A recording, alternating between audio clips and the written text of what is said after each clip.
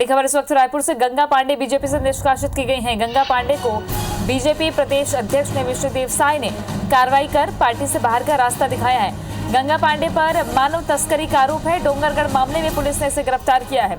तो बीजेपी नेत्री गंगा पांडे बीजेपी से निष्कासित की गई हैं। एक बड़ा मामला निकलकर सामने आया, जहां डोंगरगढ़ में एक युवती जिसे रायपुर वाया हरियाणा तक ले जाया गया था, और इस पूरे मामले में जो महिला वापस लौट कर आई है उसने ये खुलासा किया है, और कुछ और लोग इसमें शामिल थे, जिसमें बीजेपी की एक नेत्री गंगा पांडे, इसका भी नाम सामने आया, जिसे पुलिस ने गिरफ्तार किया। गंगा पांडे पर मानव तस्करी का आरोप है। बीजेपी ने गंगा पांडे को पार्टी से निष्कासित कर दिया है। प्रदेश अध्यक्ष विष्णुदेव साय ने ये पूरी कार्रवाई की है, एक बड़ी कार्रवाई। रायपुर बीजेपी जिलाध्यक्ष और बीजेपी नेता श्रीचंद सुंदरानी हमारे साथ जुड़ गए हैं फोन लाइन पर। श्रीचंद जी, कार्रवाई तो कर दी, लेकिन सबसे बड़ी बात यह कि पार्टी के अंदर ऐसी असामाजिक गतिविधि और आपराधिक प्रवृत्ति की गतिविधि करने वाली महिलाएं हैं, तो सवाल तो खड़ा होता है कि मॉनिटरिंग बड़े सिरे से करनी पड़ेगी आपको फिर से। देखिए, निश्चित रूप से सवाल खड़ा कर सकती हैं आप, करने का अधिकार भी है, लेकिन किसी के चेहरे पे नहीं लिखा होता है कि कौन क्या गतिविधियां में संलग्न है। जैसे ही मुझे आईबीसी से ये सूचना मिली, मुझे आपके संवाददाता भाई राजेश मिश्रा जी ने जब मुझे सूचना दी, तो मैंने तत्काल प्रदेश अध्यक्ष जी से बात की, और मैंने अखबार में भी पढ़ा।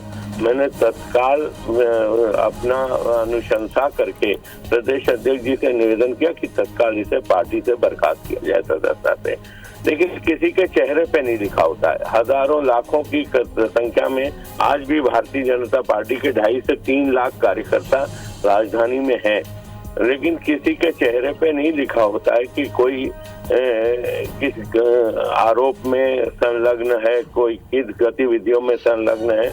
मैं चूंकि अभी जैसे ही मुझे सूचना हुई तो मैंने मंडल के पदाधिकारियों से भी बात की, तो बड़े मतलब आश्चर्य है कि पड़ोस में भी रहने वाले हमारे पार्टी के कार्यकर्ताओं को इस बात के कभी भनक भी नहीं लगी। अगर जो आरोप उन पे लगा है, अब तो आरोप में कितनी सत्यता है, सत्यता होगी निश्चित रूप से। इतना बड़ा गंभीर आरोप कोई मजाक नहीं है किसी के ऊपर लगना।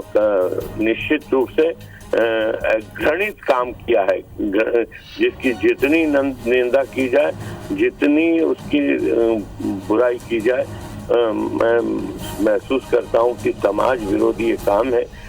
इसलिए बिना देर किए भारतीय जनता पार्टी ने उसको तत्काल पार्टी से बर्खास्त कर दिया है। और एक बड़ी बात हो जाती है, बड़ा कार्रवाई भी करना बहुत जरूरी था, जिसको लेकर आपने बीजेपी से निष्कासन की कार्रवाई की अनुशंसा की। बहरहाल अगर देखा जाए तो अब ये सूचना मिलने पे कार्रवाई हुई है।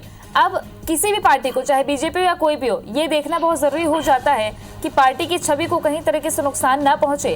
क्या इसके लिए रायपुर जिला अध्यक्ष होने के नाते आप किस तरीके से कार्यकर्ताओं की मॉनिटरिंग करेंगे?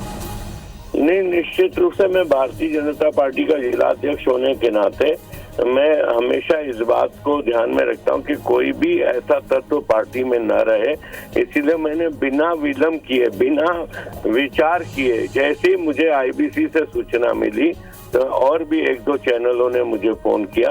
मैंने तत्काल उसको संज्ञान में दिया, पार्टी के प्रदेश अध्यक्ष जी से चर्चा की, और तत्काल पार्टी से बाहर करने का निवेदन प्रदेश अध्यक्ष जी ने किया मैंने, और प्रदेश अध्यक्ष जी ने भी तत्काल उसे स्वीकार किया। मतलब सारी कार्रवाई कराने में मुझे सिर्फ 20 मिनट का समय लगा। जी, शुक्रिया आपका श्रीचंद सुंदरानी जी, हमसे बातचीत करेंगे। तो डोंगरगढ़ मामले पुलिस ने गिरफ्तार किया है रायपुर के पंडित राय की रहने वाली महिला, जिसने रायपुर से दिल्ली भेजने के लिए डोंगरगढ़ की युवती के लिए फ्लाइट के टिकट बुक कराए थे, जिसके बाद अब इसे गिरफ्तार किया गया है। लेकिन बीजेपी की सदस्य ये बताई जा रही थी, जिसे तुरंत पार्टी ने निष्कासित किया। सवाल ये खड़ा होता है कि अगर पार्टी में ऐसे कार्यकर्ता है, पार्टी कार्यकर्ताओं में आंख मूंद कर विश्वास करती है, लेकिन ये भी देखना जरूरी है कहीं आपराधिक गतिविधियां तो इसके पीछे नहीं चल रही है।